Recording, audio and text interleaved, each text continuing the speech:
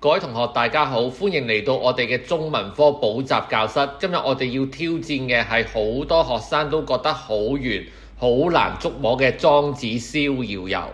講到呢篇文，大家千祈唔好當佢係死板嘅古文，你要想像自己係入咗睇緊一場戰國時代嘅辯論大賽，對賽雙方係邏輯大師衛斯對哲學天仙莊子。呢一段影片裏面，我哋會從4方面講緊逍遙遊嘅核心概念，分別係絕於用大、小大之用、無用之用同埋逍遙。第一個概念絕於用大，首先我哋睇下衛斯點樣輸咗佢嘅第一場。佢同莊子講，魏王送咗一個大鑊，即係大葫蘆嘅種子俾佢，佢種出嚟瓜大到可以容納5石，即係好似一個浴缸咁大。衛斯覺得呢個瓜簡直係廢物，裝水佢唔夠堅硬，一抽起就會爛。做桌子佢太闊太淺，根本裝唔到嘢。衛斯非常之嬲，覺得呢嚿嘢大而無用，就一嘢打碎咗佢。呢個時候莊子就笑佢：夫子固絕於用大矣。你真係好唔識得點樣去運用大嘅嘢啊！莊子為咗教訓佢，就講咗個不歸手之藥嘅故事。話說宋國人有一隻祖傳嘅藥膏，搽咗喺手，冬天洗衫時手唔會裂。但佢哋世世代代只係用嚟做漂洗棉絮嘅廉價勞工。有一個客人用咗100兩黃金買一條藥方，獻俾吳王，幫吳國軍隊喺冬天打水戰嘅時候手唔會龜裂。結果大勝越國，仲獲得封地，裂地而封之。道理喺邊？同一隻藥，有人用嚟漂布，有人用嚟封官進爵，呢個就係所用之義。莊子反問衛斯：你個瓜咁大，點解你唔諗下將佢當做大樽，即係腰舟，好似浮身圈咁綁喺條腰度，浮喺江湖上面玩呢？衛斯之所以絕於用大，係因為佢有縫之心，即係佢思想閉塞，好似縫草咁塞住咗，佢淨係識得用世俗嗰套裝水做瓢嘅框框去睇嘢。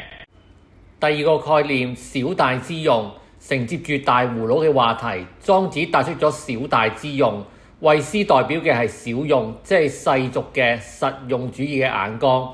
而莊子追求嘅係大用，即係超越常規、順應本質嘅用途。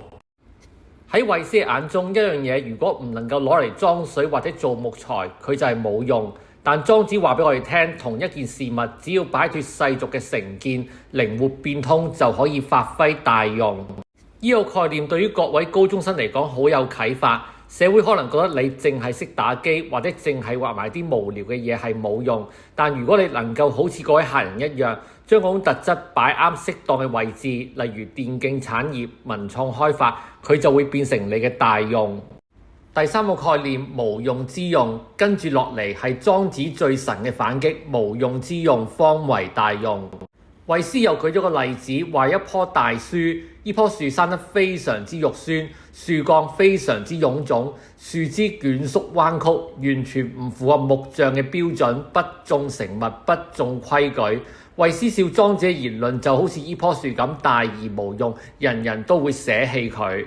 莊子就講咗呢兩種嘅動物嘅對比嚟反駁。離身佢哋非常之靈活，好有用，識得東西跳躍部署，但結果呢，往往踩中機關，射喺網羅裡面，有用反而令佢招致殺身之禍。離牛身軀龐大到好似垂天之雲，雖然佢唔能夠捉老鼠，即係冇用，但佢亦唔會因此被捕獵，可以喺山林裏面自由自在咁生活。